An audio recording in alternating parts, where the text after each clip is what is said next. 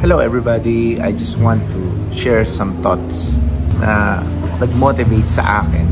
I would like to share about pagiging kontento pero hindi tamad. Paano ako na-motivate? Well, of course, napakahalaga na maging kontento sa buhay kasi pag wala ka nun, hindi ka na magiging masaya. Kasi every time you hit something you want, strive hard ka makuha yun. And once na nakuha mo, because wala kang contentment, gusto mo ulit ng bago, gusto mo ulit ng more than what you have, doon na pumapasok na hindi ka nagiging masaya. Okay, anyway, anong ibig ko sabihin na hindi tamad?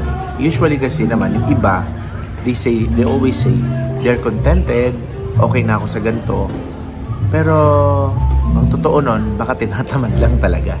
Hindi naman niya ginawa yung best niya para mag-progress or ilabas yung best or gift na meron na pinagkaloob sa kanya or binless sa kanya. Alam niyo, bawat isa sa atin merong gift, meron po tayong mga talents hidden inside us. So, pag mali ang paggamit natin sa salitang kontento, hindi lalabas yung gift na yon.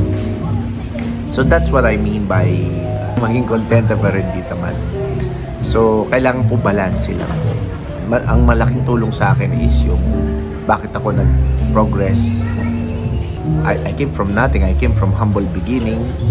Naranasan ko rin po yung makakaraos lang. Yung stressful na buhay, naranasan ko rin po yun. Yung bilang isang ama ng tahanan, hindi mo alam kung saan mo kukunin yung susunod yung kakainin. Yan. Or susunod yung pambayad ng mga bills.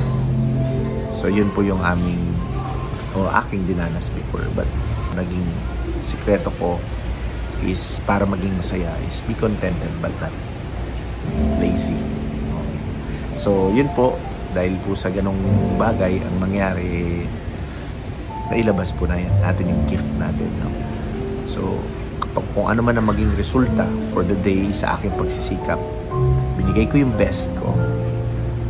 At ano man ang maging epekto nun, I'm contented with that. Pero next day, I'll start striving again and doing what could I do, the best that I could do. Then, kung ano maging resulta, I'll be contented and thankful again. So I live one day at a time, but at the same time, meron pa rin akong goal at sinisikap natin na hindi maging tamad. Okay, so yun po ang gusto kong i-share sa inyo ngayon, and sana po makatulong po sa inyo. At naniniwala po ako na bawat tao deserve ng progress. Sa atin lang nakadepende kung talaga magpo-progress tayo or will just stay stagnant. I'm Bernie Yalong, encouraging you to decide right every day for you to become an achiever when it comes to health, financial, at magkaroon ng magandang retirement. See you sa mga next videos. Bye!